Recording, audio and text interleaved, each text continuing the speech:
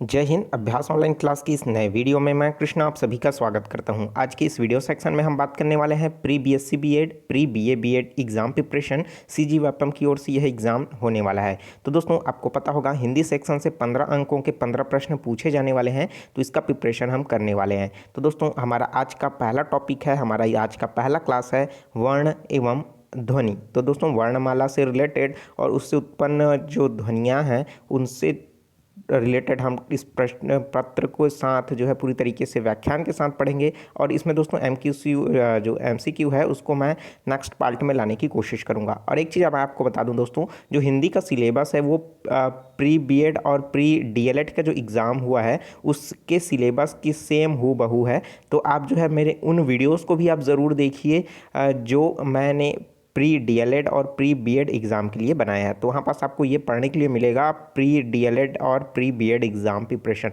ठीक है। तो वहाँ पास उन सभी वीडियोस को भी देखिए, क्योंकि वहाँ से भी बहुत सारे क्वेश्चन जो है आए हुए थे और इस एग्ज़ाम में भी आपसे पूछे जाएंगे, ठीक है। तो चैनल के साथ जुड़े रहिए। जो स्टूडेंट नए हैं चैनल को जरूर सब्सक्राइब करके नोटिफिकेशन बेल आता है ज़रूर ऑन कर लीजिएगा। तो चलिए दोस्तों वीडियो स्टार्ट करते हैं और इसका PDF आपको किस तरीके से मिलेगा मैं आपको वीडियो में बताने वाला हूँ। तो चलिए वीडियो स्टार्ट करते हैं।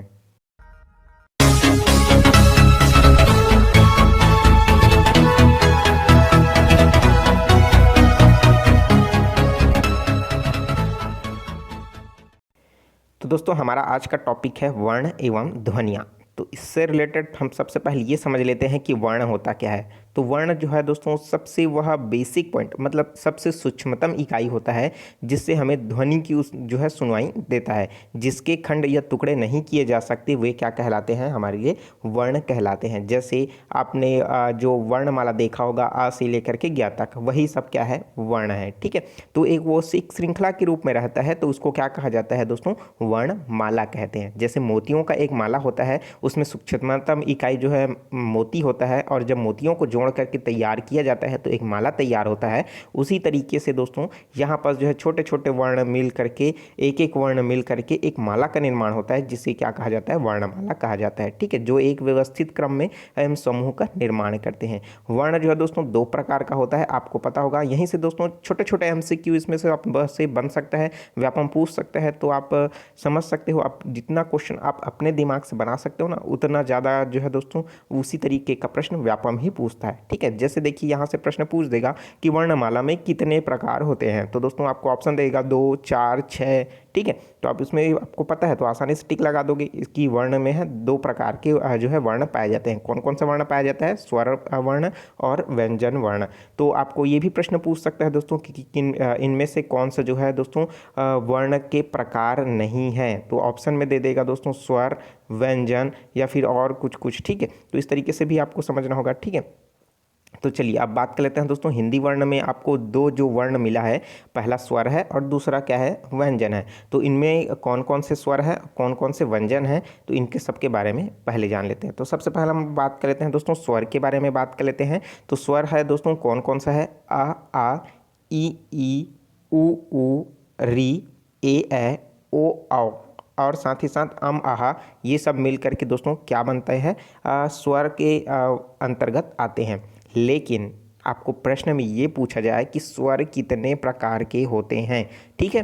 हिंदी वर्णमाला में स्वर की संख्या कितनी है, ऑप्शन देगा आपको 11, 12, 13, 14, ठीक है। तो ऑप्शन में आपको किस में टिक लगाना है, 11 में टिक लगाना है, क्योंकि स्वर जो है 11 गिने जाते हैं, ठीक है। और आहा को नहीं गिना जाता, आप इसको ध्यान रखिए। एक ये अयोग वाहक के रूप में गिना जाता है और आहा, ठीक है। इसको और दूसरे दूसरे नामों से भी जानते हैं दोस्तों, भिन्न भिन्न तरीके से। तो इनमें से प्रश्न बनता है, आप अच्छे से केयरफुली वीडियोस को देखते रहिए, और हो सके तो आप कॉपी पेन उठा करके नोट्स लेते जाइए या फिर स्क्रीनशॉट ले लीजिए। इसका PDF जो है आप मेरे टेलीग्राम से डाउनलोड भी कर सकते हैं, ठीक है। जैसे ही वीडियो कंप्लीट होगा, अच्छे जो है इसमें इस वीडियो में प्यार दिखाओगे तो बहुत ही जल्द इसका PDF में आपको टेलीग्राम में प्रोवाइड करा दूंगा, ठीक है। तो चलिए इसमें देख लेते हैं। तो अगर इसमें पूछे दोस्तों जो कुल स्वरों की संख्या है पूछे, तब दोस्तों आपको क्या बताना है, 13 बताना है। अन्यथा सिर्फ स्वर की बात करें तो आपको किस में टिक लगाना है, 11 में टिक लगाना है, ठीक है। अब इसमें और आहा जो है अयोग वाहक कहलाते हैं। दोनों के दोनों जब संयुक्त रूप से अयोग वाहक स्वर कहलाते हैं, ठीक है। प्रश्न ये पूछता है कि अयोग वाहक स्वर इनमें से कौन सा है, ठीक है। तो इनमें जो है दोस्तों जोड़ी बना करके दे देगा, अम आहा, उ ए ओ आओ, तो किस में टिक लगाना है आपको, अम और आहा में, ठीक है। और साथ ही साथ सिंगल सिंगल से भी इसको पूछ लेता है, जैसे अनुस्वार निम्नलिखित में से कौन सा है, तो जो अम होता है अम, ठीक है, तो इसको क्या कहा जाता है, अनुस्वार कहा जाता है। और विसर्ग किसे कहा जाता है दोस्तों, ये जो दिखाई दे रहा आहा, आहा को ही क्या कहा जाता है, विसर्ग कहा जाता है, ठीक है। तो बिल्कुल कंफ्यूज मत होइएगा, अनुस्वार अयोग क्या है, दोनों के दोनों अयोग कहलाते हैं, लेकिन अनुस्वार में अम कहलाता है और जो है दोस्तों विसर्ग में जो आहा होता है उसको कहते हैं। तो विसर्ग तो आपको पता ही होगा, ठीक है। अब अयोग वाहक दोस्तों, इसके बारे में हम लोग जान लेते हैं कि अयोग वाहक होता क्या है। तो अम और आहा को अयोग वाहक कहा जाता है, क्योंकि इसमें ना तो पूर्ण स्वर है और ना ही व्यंजन है, इसीलिए इसे क्या कहा जाता है दोस्तों, स्वर की श्रेणी से अलग रखा गया है, क्योंकि 11 स्वर होते हैं, ना तो इसमें पूर्ण तरह से स्वर है और ना तो पूर्ण तरह से व्यंजन है, इस वजह से इसको नहीं गिना जाता है। ये स्वर एवं व्यंजन दोनों के द्वारा उपयोग में किए जाते हैं, जैसे अम में और आहा दोनों के दोनों क्या है, स्वर द्वार हैं, जैसे कम कहा व्यंजन द्वार हैं, ठीक है। तो इस तरीके से दोस्तों यहाँ पर जो है अयोग वाहक का आप समझ सकते हैं। अब बात कर लेते हैं स्वर वर्ण की। तो स्वर वर्ण से रिलेटेड हम और भी बहुत सारे फैक्ट हैं, हम लोग एक एक करके देखने वाले हैं। स्वर वर्णों का उच्चारण बिना रुके लगातार होता है, और इसको उच्चारण करने के लिए दोस्तों ना तो हमें किसी भी चीज़ की ज़रूरत पड़ती है, इसके अलावा ना तो हमें किसी वर्ण की ज़रूरत पड़ती है, ना ही किसी व्यंजक की ज़रूरत पड़ती है। तो ये इसी कारण इसे क्या कहा जाता है, स्वर कहा जाता है, ठीक है। अपवाद के तौर पर हम लोग री और री का लगातार उच्चारण करने पर ई स्वर जो है आता है, तो री को जो है अपवाद के रूप में गिनते हैं, आपको तो पता ही होगा।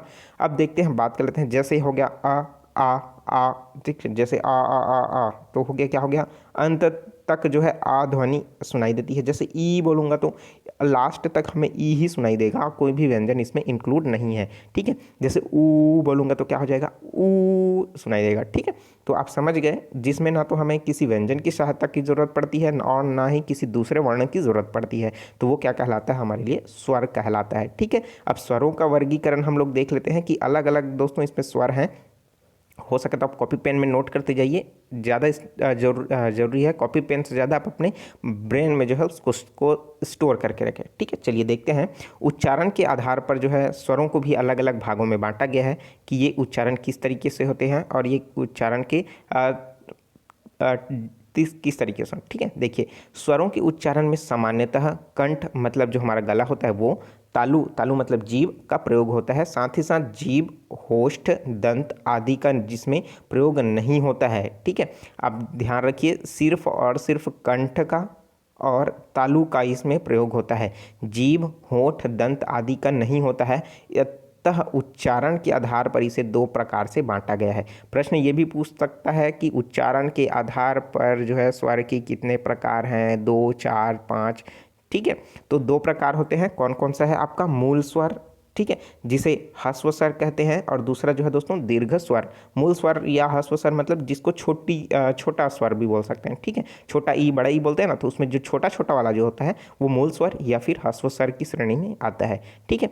तो यहाँ पास अब एक चीज़ ध्यान रखिए, जो कंठ और तालु का ही प्रयोग होता है स्वर में, और जीभ, होष्ठ, दंत आदि का प्रयोग होता है व्यंजन में, ठीक है। चलिए अब बात कर लेते हैं मूल स्वर की, जिसे ह्रस्व स्वर के नाम से जानते हैं। इसके अंतर्गत जितने भी छोटे हैं, मतलब उच्चारण में दोस्तों कम समय लगता है, उसे ही छोटा, जैसे आ, छोटा आ और छोटी ई, छोटा ऊ और री, ये सभी के सभी मूल स्वर कहलाते हैं, ठीक है।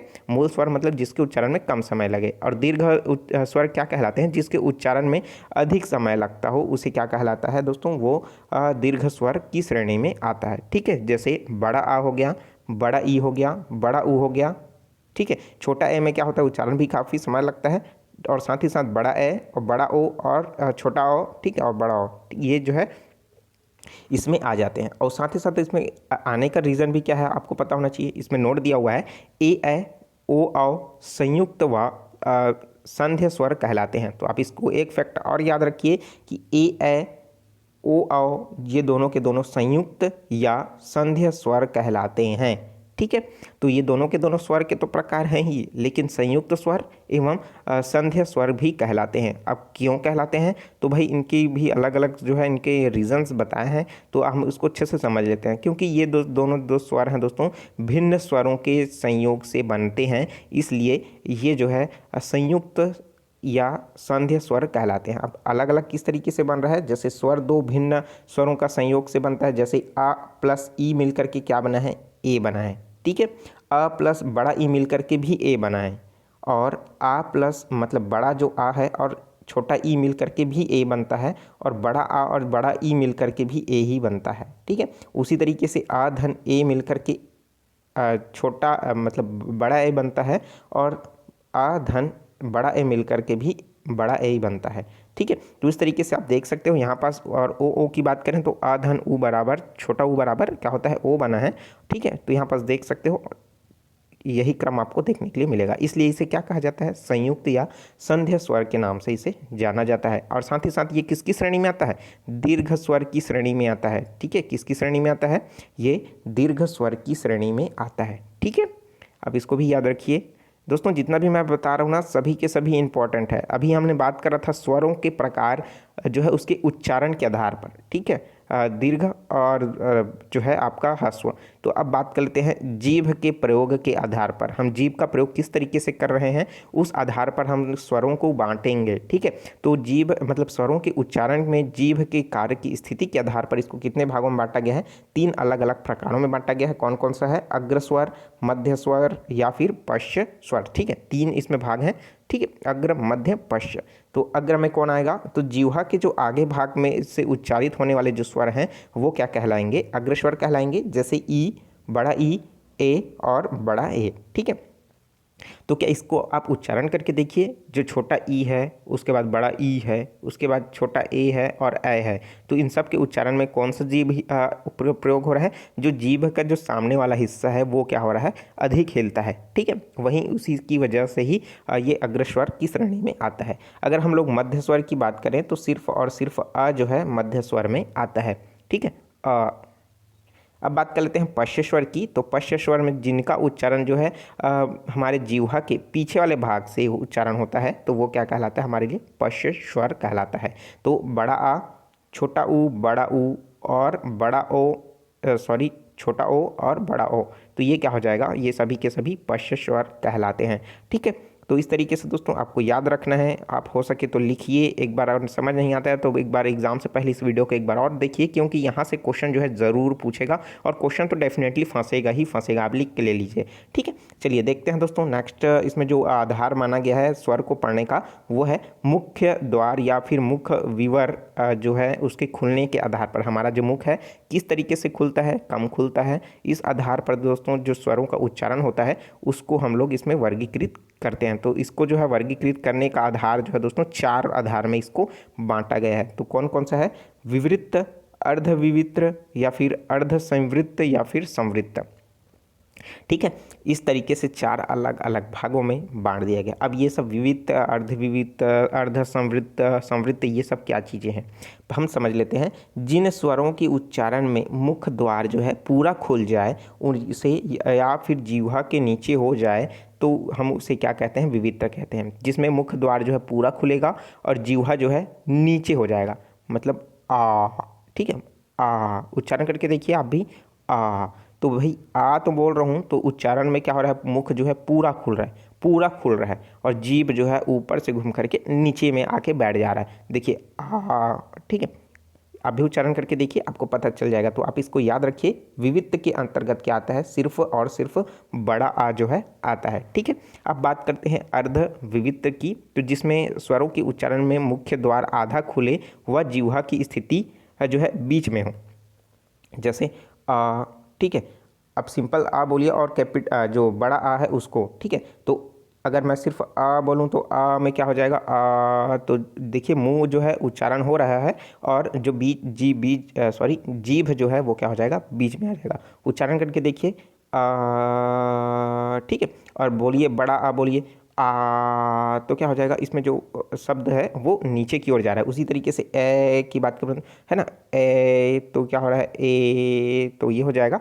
जो साउंड है वो क्या हो रहा है, आप भी जो है करके देखिए, बिल्कुल आपको पता चलेगा। जितना ज़्यादा प्रैक्टिस करेंगे आपको भी पता रहेगा, भाई आपने प्रैक्टिस किया है तो आपको पता चल जाएगा। आप एग्ज़ाम हॉल में भी करके देख लीजिए, उसमें क्या है, आपको ये सब जो है आपके लिए ही काम बेनिफिट्स हैं। ठीक है, ओ की बात करें देखिए, तो ओ जो है मुंह हल्का सा छोटा मुंह हो जाता है, लेकिन क्या होता है, आपका मुंह तो खुल रहा है भाई, और आधा भी खुल रहा है, क्योंकि इसमें क्या होता है, आधा मुख जो है खुलता है, और साथ ही साथ स्थिति जो होती है दोस्तों जीवा की बीच में हो जाती है, तो ओ जो है इसके अंतर्गत आ जाता है।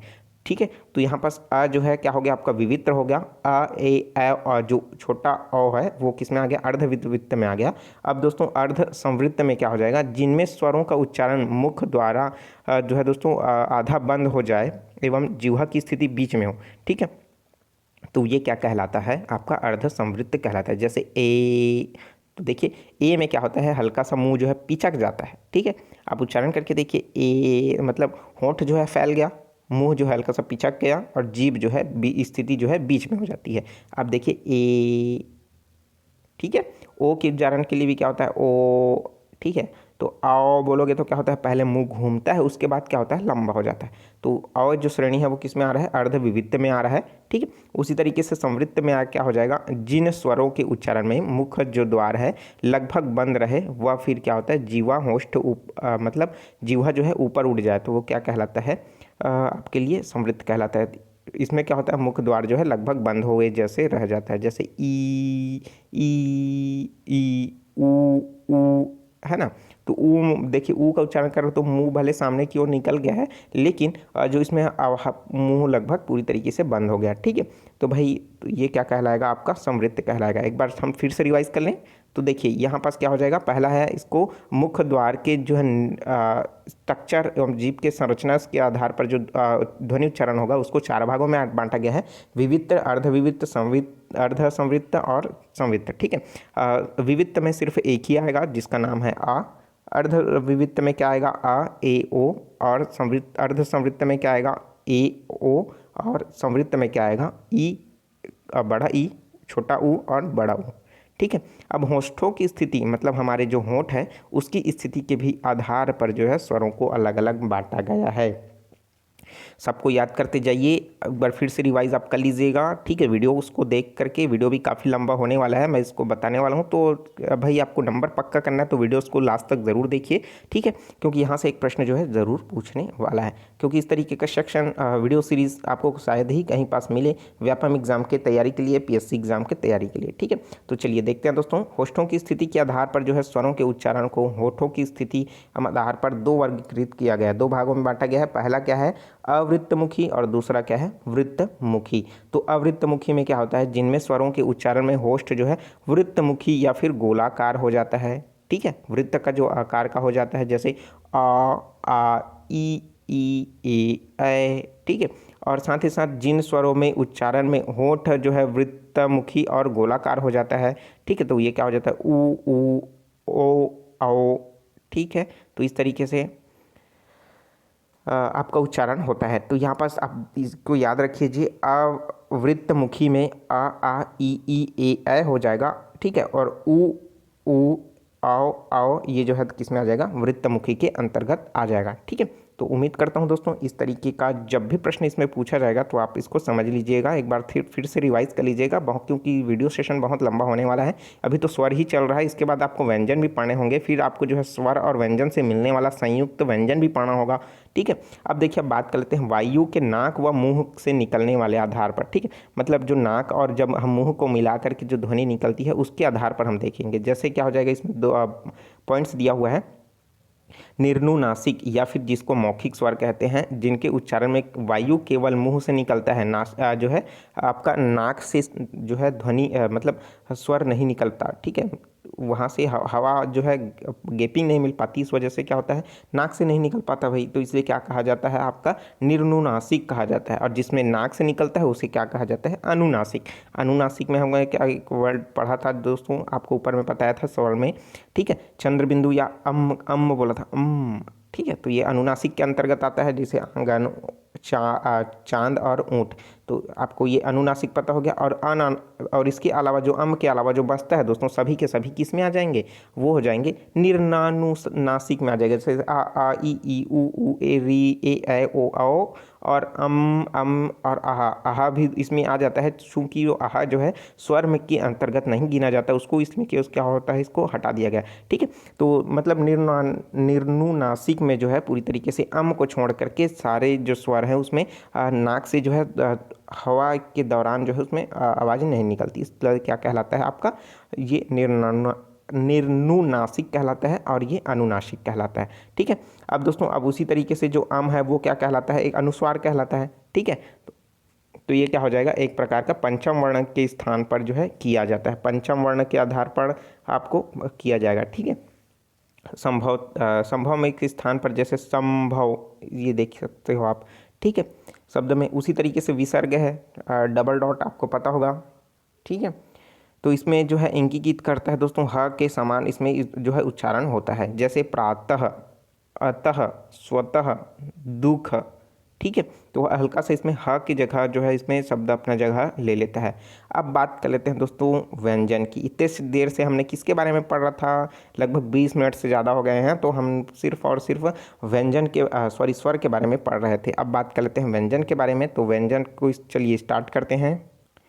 तो दोस्तों व्यंजन को पढ़ने से पहले दोस्तों आपको ये चीज़ पता होनी चाहिए कि हम लोग अगर कोई हड़बड़ पढ़ रहे हैं तो उनमें से क्या होता है, बहुत सारे कॉन्सेप्ट हमारा क्लियर नहीं हो पाता, जो मन में अधूरा ही रहता है। अगर आप कमेंट करते हो शायद मैं लेट से रिप्लाई दे पाता हूँ, तो इस वजह से दोस्तों आप जो अच्छे से कॉन्सेप्ट को क्लियर करते हुए देखते जाइए और जो है अपनी जितने भी डाउट्स हैं उसको क्लियर करते जाइए। अगर समझ नहीं आ रहा है बिल्कुल कमेंट कीजिए, हम उसके जो है आपके क्वेश्चन का जो है सवाल का रिप्लाई देने की कोशिश करेंगे। ठीक है। तो दोस्तों कमेंट्स बहुत भी ज़्यादा आ जाते हैं, इस वजह से रिप्लाई देने में थोड़ा सा लेट हो सकता है, पर बिल्कुल संकोच ना कीजिएगा। नीचे कमेंट बॉक्स सिर्फ और सिर्फ आपके लिए खाली है, तो आप दोस्तों कमेंट करके बिल्कुल बताइएगा। ठीक है। और वीडियो अच्छा लग रहा है तो ज़रूर लाइक कर दीजिए, और साथ ही साथ जो स्टूडेंट नए हैं बिल्कुल चैनल को सब्सक्राइब कर दो यार, क्योंकि ये जो प्रिपरेशन है मैं सिर्फ आपके लिए प्रिपरेशन के लिए करा रहा हूँ।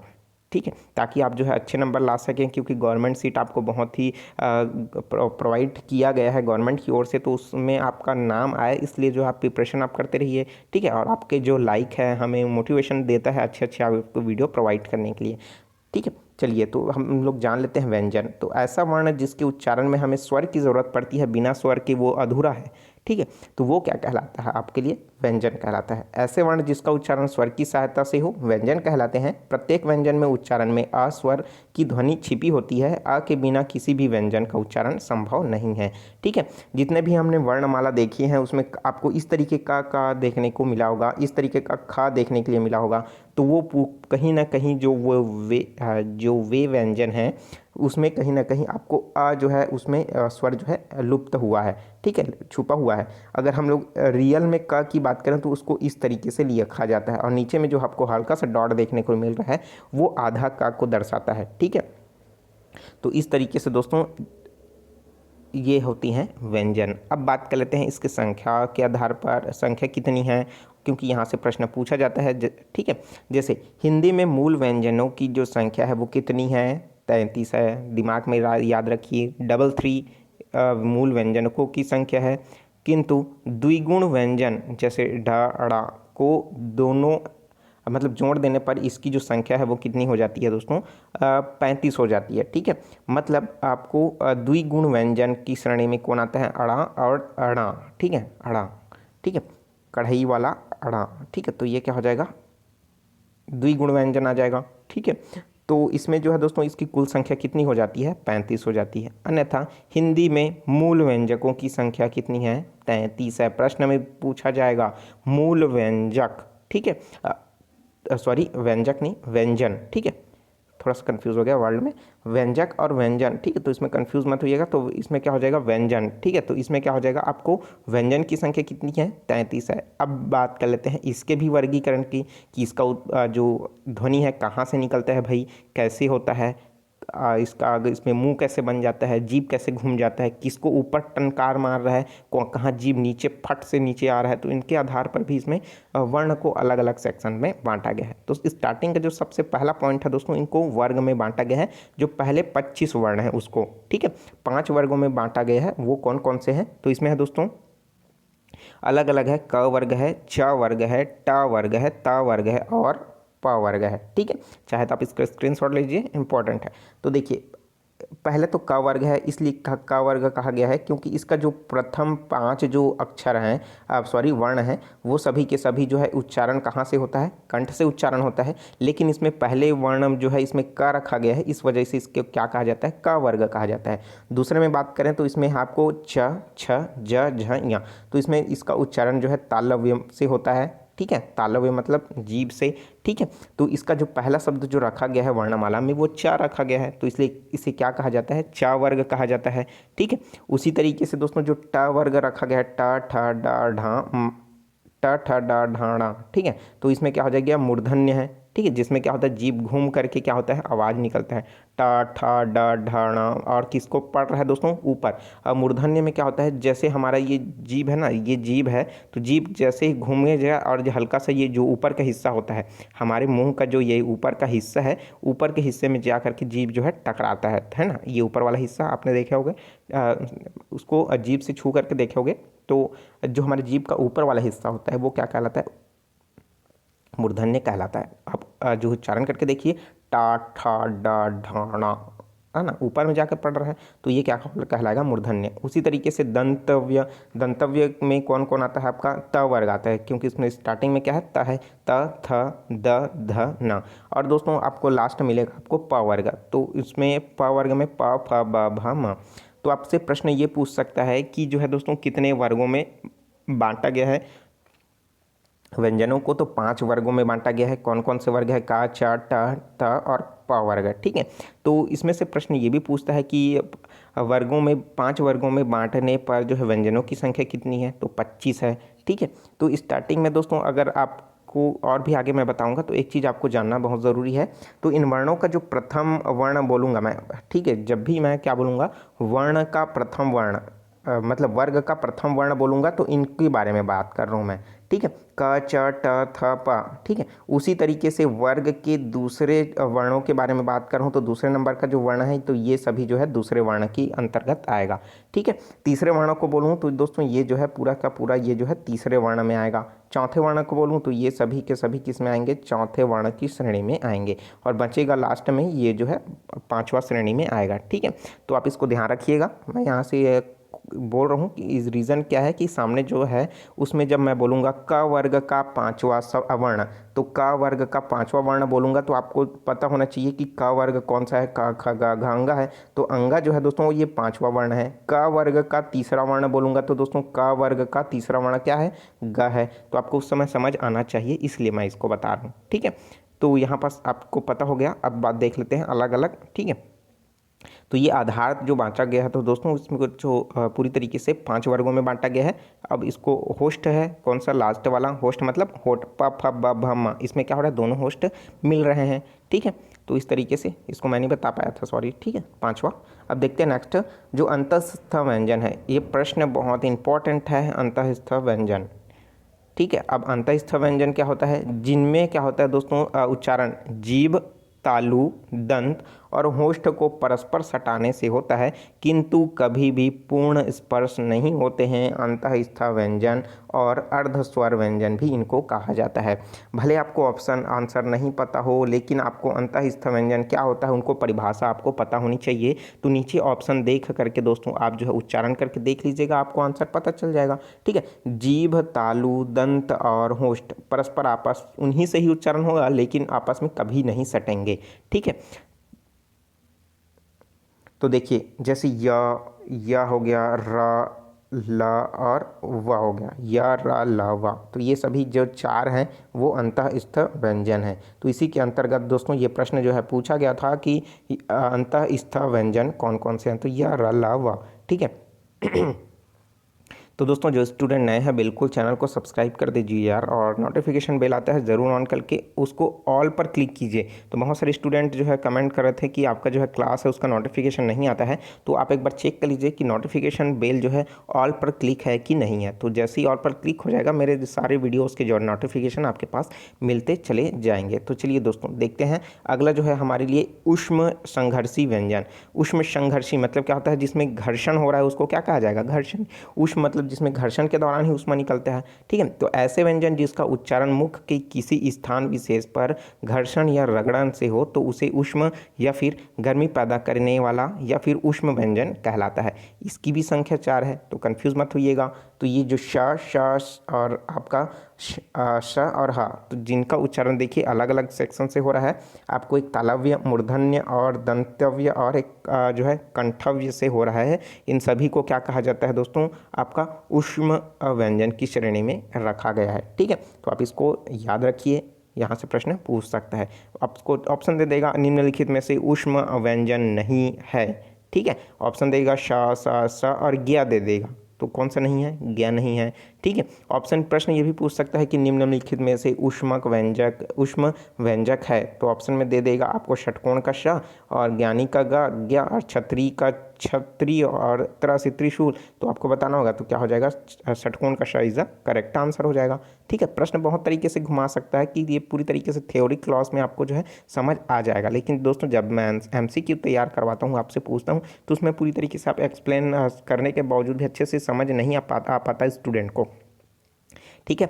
तो अब चलिए बात कर लेते हैं उच्छिप्त या फिर द्विगुण व्यंजन, जिसके उच्चारण में जीभ पहले जो है उठ करके मूर्धा को स्पर्श करता है। मूर्धा मतलब ऊपर को स्पर्श करेगा, ऊपर वाला हिस्सा, जीभ के ऊपर जो हिस्सा होता है उसको, और साथ ही साथ उसके बाद फिर से झटके के साथ नीचे आ जाए तो उसे क्या कहा जाता है, उच्छिप्त व्यंजक कहलाता है। तो उच्छिप्त व्यंजक दोस्तों कितना है आपका, 2 है। एक तो अणा है और जो है कढ़ैया वाला अणा है, ठीक है। तो इस तरीके से 2 है जो उच्छिप्त व्यंजक कहलाते हैं। अब बात कर लेते हैं संयुक्त व्यंजक की। अब संयुक्त व्यंजक तो है दोस्तों आपको याद रखना होगा, इंपॉर्टेंट है कि संयुक्त व्यंजक जो है किससे किससे मिल करके बना है। अब संयुक्त व्यंजक बोल रहे हैं मतलब कहीं ना कहीं 2 चीज़ें इसमें शामिल होंगी तभी तो संयुक्त हो रहा है। तो ऐसे व्यंजक जो 2 व्यंजकों से मिल करके निर्मित हुआ हो वो क्या कहलाता है, संयुक्त व्यंजक कहलाता है। तो संयुक्त व्यंजक की संख्या अगर पूछे तो इनकी संख्या कितनी है, 4 है। और ऑप्शन दे करके भी पूछे दोस्तों इनमें से कौन कौन सा है, तो छत्री का छ, त्रिशूल का त्र, ज्ञानी का ज्ञा और श्रोता वाला जो है श्रक, ठीक है। तो इस तरीके से, और जो अगर इसका संरचना बोलें कि किस तरीके से इसका निर्माण हुआ है, तो छत्री का छ का जो निर्माण हुआ है, का धन जो षटकोण का सा है उससे हुआ है। त्र की बात करें दोस्तों तो जो त व्यंजन है और र व्यंजन है इससे मिल करके हुआ है। और ज्ञ की बात करें तो ज और इया जो है उससे मिल करके हुआ है। और श्र की बात करें तो दोस्तों जो स और र से मिल करके हुआ है। तो आप देख सकते हो जो इसमें प्रथम व्यंजन और यह है दूसरा व्यंजन, इन्हीं से ही मिल करके संयुक्त होकर के ये व्यंजन बना हुआ है। तो ये क्या कहलाता है, संयुक्त व्यंजन कहलाता है। अब बात कर लेते हैं उच्चारण की में वायु प्रक्षेप के आधार पर इनको 2 वर्णों में बांटा गया है। एक होता है अल्प प्राण और एक होता है दोस्तों महाप्राण, ठीक है। तो अल्प प्राण में कौन कौन सी चीज़ें आती है उसको पहले हम लोग देख लेते हैं। ऐसा वर्ण जिसके उच्चारण में मुंह में वायु का प्रक्षेपण कम हो तथा मुंह से निकालने वाली जो ध्वनि है उसका हकार रहित हो, ठीक है, उसे क्या कहा जाता है, अल्प प्राण कहलाता है। अब भाई किस तरीके से होगा वो चीज़ आपको समझ आ जाएगी जब हम उच्चारण करके देखेंगे, ठीक है। प्रत्येक वर्ग का प्रथम, तृतीय, पंचम वर्ग अल्प प्राण कहलाता है, ठीक है। इस लाइन को आपको समझ आ गया होगा। मैं ऊपर में क्या चीज़ आपको बताया था, प्रत्येक वर्ग का प्रथम, तृतीय, पंचम जो वर्ण है वो अल्प प्राण कहलाता है। इसको समझने के लिए क्या करना पड़ेगा, अब हमको ऊपर जाना पड़ेगा, मैं आपको ले जाता हूँ। आप इसको याद रखिए, प्रथम, तृतीय और पंचम, प्रथम, तृतीय और पंचम। तो देखिए आ गए हम लोग वर्ण में। तो देखिए पंचम, इसमें क्या क्या बताया गया था दोस्तों, आप देख लीजिए एक बार फिर से। अल्प प्राण में क्या हो जाएगा, प्रथम, तृतीय और पंचम। तो प्रथम, तृतीय और पंचम, तो पहले हम लोग निकाल लेते हैं प्रथम। मतलब कहा जाए तो आप इस तरीके से भी याद रख सकते हो, जितने भी विषमस हैं उनको ही क्या कहा जाता है, अल्प प्राण कहा जाता है। जैसे हमारी ये पहला और ये तीसरा और दोस्तों ये हो जाएगा पांचवा, ये सभी के सभी किस में आ जाएंगे, ये एक, ये ऐसा, और ये हो जाएगा आपका 5वां। ठीक है, तो इस तरीके से जो है विषम संख्याएं हैं इन्हीं को ही अल्प प्राण कहा जाता है। देखिए क, ग, अंगा, च, ज, इया, ट, ढ, ण, त, द, न, प, ब, म, तो ये क्या है, अल्प प्राण कहलाएंगे। ठीक है, तो और बचा बीच का तो वो क्या कहलाएगा, महाप्राण कहलाएगा। सीधी सी बात है, इसमें कन्फ्यूजन वाली बात है क्या, नहीं। चलिए देखते हैं नेक्स्ट क्वेश्चन पॉइंट। जो अंतःस्थ व्यंजन है वे भी क्या कहलाएंगे दोस्तों, आपका अल्प प्राण व्यंजन कहलाएगा। अंतःस्थ हमने ऊपर में अभी पढ़ा है, तो उसके बारे में भी आपको पता होगा। अंतःस्थ व्यंजन 4 पढ़े थे, य, र, ल, व, तो ये भी क्या है, अल्प प्राण की श्रेणी में आता है। ठीक है, यहाँ तक पॉइंट क्लियर हो गया। अब बात कर लेते हैं अनुस्वार तथा सभी स्वर जो है वर्ण अल्प प्राण के अंतर्गत आते हैं, क्योंकि दोस्तों इसमें स्वर और व्यंजन दोनों शामिल हो गया। अनुस्वार में आपका जो है दोस्तों जो आहा आ गया वो, और साथ ही साथ सभी जो स्वर वह है वो किस में आते हैं, अल्प प्राण के अंतर्गत आते हैं। अगर प्रश्न पूछे अल्प प्राण की संख्या कितनी है, तो अल्प प्राण की संख्या 15। ठीक है, अब 15 किस तरीके से हुआ, तो हमने प्रत्येक वर्ग का 5-5 लिया, मतलब हमारे पास कितने वर्ग थे दोस्तों, 5 वर्ग थे। ठीक है, तो उसी तरीके से 4 वर्ग, ठीक है, सॉरी यहाँ पास हमने कितने वर्ग देखे थे दोस्तों, तो क वर्ग, और ऊपर के हमने देखे थे अलग अलग वर्ग, छ वर्ग, ट वर्ग, त वर्ग और प वर्ग, इस तरीके से 5 हमने देखा था। तो यहाँ पास 5 का पहला और ये तीसरा और 5वां, तो कितना हो जाएगा, 5 तिया 15 हो गया। ठीक है, तो यहाँ पास देखिए इसमें दिया है 15, और 4 जो है हमारे पास जो इसमें हमने पढ़ा था अंतःस्थ व्यंजन। ठीक है, उसी तरीके से 1 जो है अनुस्वार हो जाएगा, और 11 जो है दोस्तों क्या हो जाएगा, अल्प प्राण। इस तरीके से अल्प प्राण, ठीक है, हाँ, जो स्वर हैं वो। ठीक है, तो अल्प प्राण की जो कुल संख्या है, मतलब जो स्वर जो बोल रहा था वो 11। ठीक है, तो इस तरीके से अल्प प्राण की कुल संख्या बोले तो वो कितना हो जाएगा, 31 हो जाएगा। ठीक है, अल्प प्राण की संख्या क्या हो जाएगा, 31 हो जाएगा। और चूंकि 1, 3, 5 के अंतर्गत जो मैंने स्टार्टिंग में बताया था, है ना, स्टार्टिंग में जो मैंने बताया था प्रथम तृतीय पंचम, तो ये आपको 1, 3, 5 वही बता रहा है। ठीक है, उसी तरीके से अंतःस्थ मैंने जो बताया आपको 4 या अलावा, तो ये अंतःस्थ आ गया। अब बात कर लेते हैं महाप्राण के बारे में। भाई जिसको उच्चारण में मुंह में वायु का प्रक्षेपण अधिक तथा मुंह से निकलने वाली जो ध्वनियाँ हैं उसमें हकार की उत्पन्न होती है, वो क्या कहलाता है, आपका महाप्राण कहलाता है। इसके बाद जो बचा भाई वो सब क्या कहलाएंगे, आपके महाप्राण होंगे। तो एक चीज़ को बस याद रखिए जो मैंने ऊपर बताया। ठीक है, आपको जो है 31 जो है इसमें है अल्प प्राण में आ जाएंगे। ठीक है, अब इसमें विसर्ग है, उसमें अनुस्वार था, इसमें विसर्ग इसमें शामिल हो जाएगा। ऊष्म व्यंजन जो है इसमें शामिल हो जाएगा। ऊष्म व्यंजन कौन कौन सा है, श, स और हा। ठीक है, तो इस तरीके से ये सब महाप्राण के अंतर्गत आ जाएंगे। अब दोस्तों बात कर लेते हैं स्वर तंत्री, जो तंत्री के आधार पर जो है वर्णों को 2 प्रकार में बांटा गया है, घोष और अघोष में। ठीक है, और तो दोस्तों थोड़ा सा ही बाकी है, फिर ये चैप्टर कंप्लीट हो जाएगा। थोड़ा सा धैर्य रखिए आसानी से, ठीक है, क्योंकि आपको जो है दोस्तों इसमें बहुत अच्छे नंबर मिलने वाले हैं, बहुत अच्छे तरीके से आप समझ रहे हैं। ठीक है, तो अब बात कर लेते हैं स्वर तंत्री के आधार पर वर्णों को जो है बांटा गया है किसमें, घोष में और अघोष में। तो जिन ध्वनियों का उच्चारण में स्वर जो तंत्री है उसमें कंपन या झनकार के साथ जो घोष उत्पन्न होता है उसे ही क्या कहलाता है, घोष ध्वनि कहलाता है। जैसे प्रत्येक वर्ग का तीसरा, चौथा और पाँचवा, तीसरा, चौथा, पाँचवा, मतलब जो लास्ट के हैं वो सब क्या कहलाते हैं, घोष वर्ण कहलाते हैं। जैसे ग, घ, अंगा, और जो दोस्तों दूसरा जो वर्ग है उसका ज, झ, या। ठीक है, ड, ढ, ण, द, ध, न, ब, भ, म, तो ये सभी किस में आते हैं, आपके घोष वर्ण में आते हैं। उसी के साथ साथ आपका जो है हिंदी वर्णमाला के जो सभी स्वर हैं उन घोष में आते हैं, और अंतःस्थ व्यंजन और ह जो है घोष वर्ण के अंतर्गत आते हैं। तो ह को भी ऊष्म व्यंजन में श्रेणी में रखा गया है, तो ये भी किस में आ जाता है, घोष में आ जाता है। और अंतःस्थ व्यंजन में आपका य, र, ल, व इसमें जो है शामिल है। ठीक है, तो ये सभी के सभी घोष में आ गए। अब बात कर लेते हैं अघोष, जो बचा वो क्या हो जाएगा, अघोष कहलाएगा।